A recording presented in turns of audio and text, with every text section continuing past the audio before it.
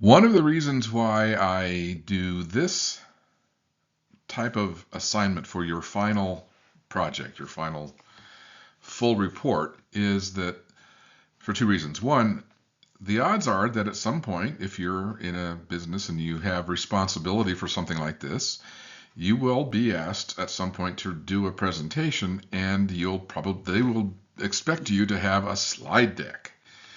This started out to be a nice thing 40 some odd years ago when PowerPoint was first created and released. It has become a bit of a crutch for a lot of people, and it's almost always done poorly.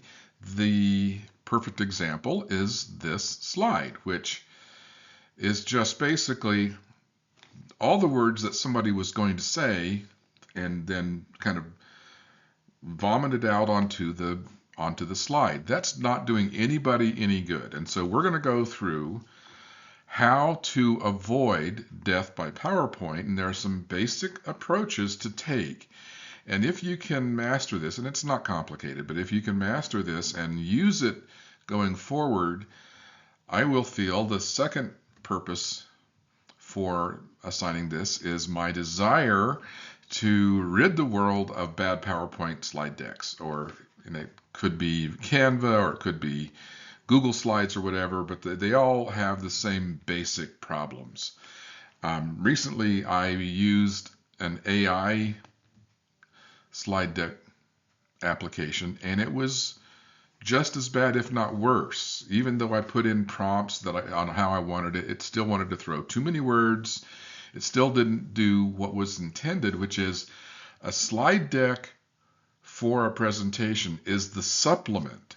Your message, what you say, is the presentation. These slides are intended just to provide some help. We're going to talk about how and why here going forward.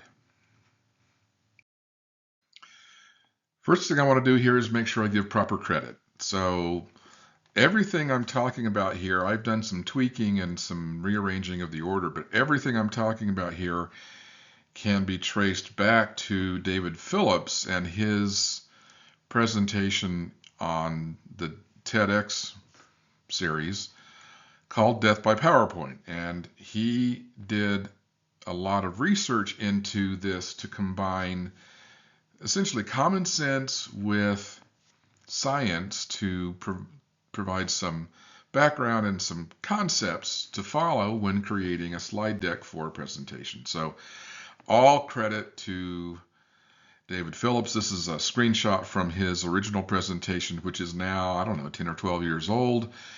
He's quite funny. He's very smart. And when I saw this for the first time, it just sort of changed my whole PowerPoint life. And it just makes so much sense. And so I want you all to know that if you want to go watch the entire 19-minute version, it's still available on YouTube. It's still just as valid. I've just tried to take his concepts and apply it more specifically for this assignment. Rule number 1 is one message per slide. Now that doesn't mean just one word per slide. It means you're going to choose the message that you want to convey in this portion of your presentation and stick to that on the slide. And then when you're ready to go on to another idea or another message, you want to have a fresh slide to do that. So the background slide here is a real slide that comes out of, I think it was the Department of Defense, but obviously that is of no value to anybody ever. I mean, I don't care if you had 6 months to study that slide, you're not going to get anything out of it. And so what we want to do is just, again, apply some common sense and some science. The brain is not capable of consuming a lot of information, particularly when part of the information is coming through text and part of it is coming through audio. Our brains will tend to bounce back and forth between the text, reading, and the audio, listening. You really don't do both at the same time. It's a matter of flashing back and forth, and what that means is you often miss important information if we're requiring the audience to do too much with too much information, particularly multimedia information. So you've got to think about what's the purpose of the slide and what's the purpose of the entire presentation. What am I intending to convey to my audience? So I've already mentioned this in the prior slide, but I want to reinforce it and expand on it a little bit here. You cannot have a slide that has 20, 30, 40, 100 words and convey meaningful information while you're also delivering words that you're speaking. So the combination of visual information and audible information often serves to compete, not to support. So you want to keep what the audience is looking at to the basics. So you want to use small bits of text. You don't want to, if you're using bullet points, and we'll talk about this in more detail here in a bit, you want them to be short bullet points. You don't want to use full sentences. You don't want to use full paragraphs. You don't want to fill your screen with a lot of images. You want to have enough stuff, and sometimes you want to use multiple images. Sometimes you want to use more words, but all in all, the idea here is that your message is being delivered by your voice. And the slides are only there intended to either provide something interesting to look at, maybe provide a little light humor, convey, help support, reestablish with your audience the basic information that you're trying to convey without competing. So keep it simple. Most slide deck applications come with a template, and they're set up to where it wants you to create a large headline and then reduce the text size for the more detailed information. This is actually the reverse of how you should do it. The headline is less meaningful than the actual specific content, and so you're better off to use a smaller headline just to help your audience understand what this slide is going to be about, and then use much larger font sizes for the text that you want your audience to consume, where it's the basic concepts and points you're trying to get across. You're not trying to just repeat everything you're about to say. And again, you can use images or what have you to help increase interest level or provide some additional perspective, but not to overwhelm. So here's a basic example of the kind of slide you're aiming for. So you want to have, if you're using bullet points, great. If you have some basic ideas that you will be wanting to convey during this section of your presentation or of your report, great. Don't put the entire point word for word onto the slide. Summarize, use one or two words. You're going to be speaking the true content. If you have like a chart or a graph, such as we see here, that you are going to refer to, great. Make sure it's not really busy, make sure it can be easily understood, and make sure that you explain it in your spoken narrative. You don't want to, again, throw everything onto the page. This is to support and supplement what your main message is, which is being done with your voice. So in Death by PowerPoint, we learned that the optimum number of things that you can see on a page, in other words, bullet points, simply done bullet points, images, etc., the optimum number is 6. Now, can you do more or less than that? Of course you can. These are approaches, principles, concepts, not hard and fast rules. But here's an example of what that might look like. So you want to have a slide that it is easily consumed by the eye. It relates and supplements what you're talking about, but doesn't go overboard. And our temptation is we just want to put so much stuff on these slides, partially because that's what we have always seen.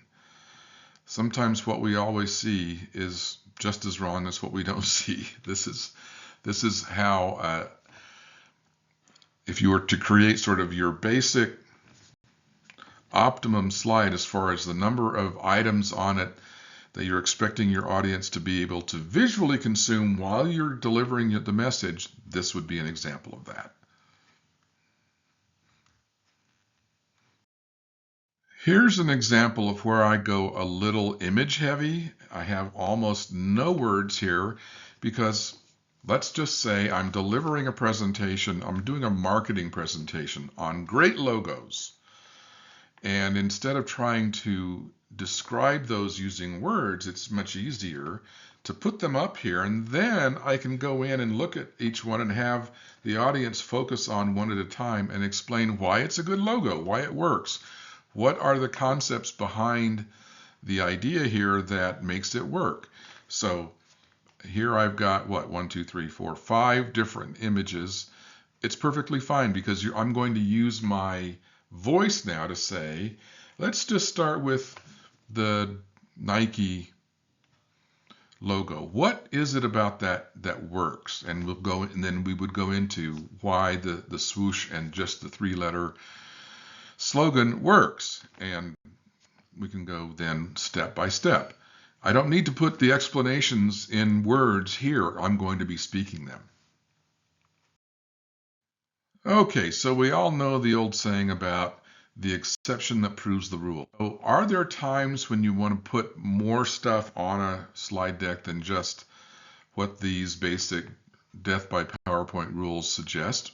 Sure.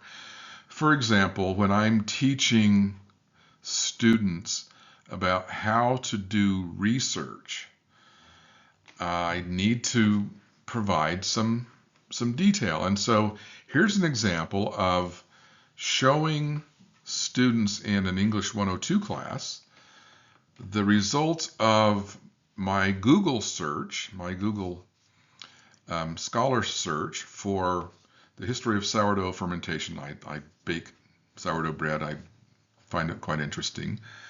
And then on the side of the slide here, it shows the specific paper that I found through that search. Now there's a lot of stuff here, but I'm not asking the audience to read all of that. This is just to give them a look at, here's what you're going to see. This should look familiar to you when you use Google Scholar, and then when you open up a paper and start to read it. This is what it looks like. So it'll become familiar. That's okay. Here's another example of something that on the surface might look like it's got too much stuff on it, but let me explain why I use this. As you can see, I've only got 5 bullet points here on this page. I've got a small headline, I've got the bullet points in large type. There's no more than 2 words per bullet point. If I'm teaching a lesson about the most important durable skills, and I'm talking about what durable skills mean, which is basically lifelong skills that employers are looking for that aren't specific technical skills, but broad skills that they want all employees to have.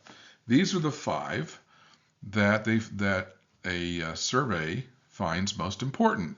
Now I throw on this graphic just to convey the information that A, there are a lot of durable skills, and I'm just focusing on 5 of them, and B, there is a lot of sophisticated research being done, and this graphic helps convey that information. I do not expect anybody to read that entire graphic. I expect them to listen to me and focus on the main list of points. But you have a lot of opportunity within these concepts to be creative if you want to be.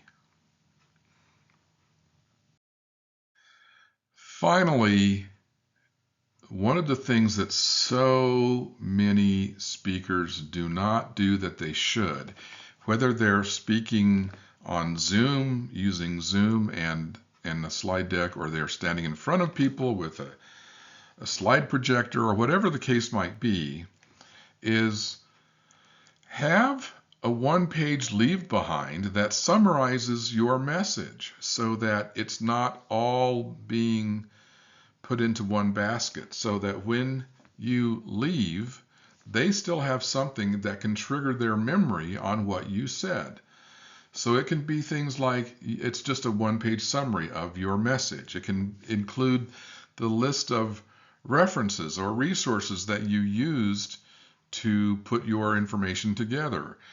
You can provide additional notes on this and just have it available. And if you're presenting on Zoom where you're not face-to-face, it's very easy to just send out that one-page summary to the entire attending group, because you're going to have, typically you're going to have their email addresses, and you can just make that available. Or you can put on your slide deck a link to your one-page leave behind, whatever works best. If you're speaking face-to-face, obviously it's easy to, and typically I would hand this out at the end of the presentation, although there are some reasons to hand it out at the beginning. If you think people might want to take notes, and you're giving them some notes and on a sheet of paper, and they can then expand on that, that's not a bad idea, just depending on the circumstances and what you think works best.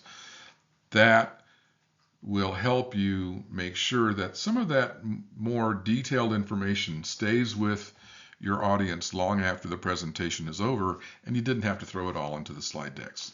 That is Death by PowerPoint Revisited.